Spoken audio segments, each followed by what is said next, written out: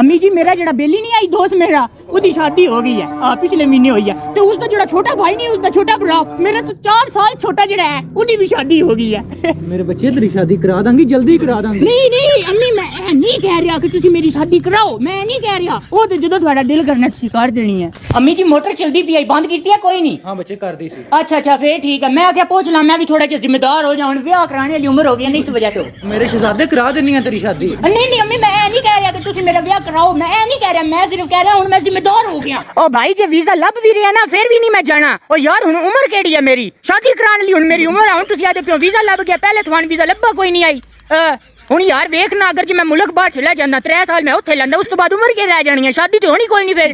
2-3 महीने च होगी शादी ठीक है नहीं तो फिर होनी कोई नहीं चल रख मेरे बच्चे करा देनी है की हो गया तेने मैं अम्मी ऐ नहीं कह रहा कि तुसी मेरा ब्याह कराओ मैं कह रहा मैं इनु दस रहा हुन मेरी उम्र नहीं है बाहर जाने ली हो जाएगी हां और नहीं जाना यार पुत्र टाइम वेखी की होया शादी कराने दा हो गया है करा देनी है तेरी शादी क्यों आग लगी हुई है 3 बज गए अम्मी जी 3 बज गए तुसी की सुनिया आई अम्मी जी कल थानू पता राती मैं कितना ज्यादा रोया क्यों मेरे बच्चे अम्मी जी जदों मैं थानू कल किचन विच काम करते वेखिया ना इतनी गर्मी विच थानू पसीना आया मैं इन्ना दुख लगा कि मेरी मां को एक नूह भी नहीं है कम से कम उदा हाथ बटा लवे मेरे को इतना दुख लगा मेरे वास नहीं है मेरे वास होंदा ना मैं आज ही किसी दा हाथ फड़ के दे ले आंदा पर मेरे वास नहीं है सारा थोड़े वास है मेरे वास होंदा ते मैं कदों दा कर देना मैं अपनी अम्मी वास्ते पर मेरी अम्मी कल्ली काम करदी है मैनू बड़ा दुख लगदा है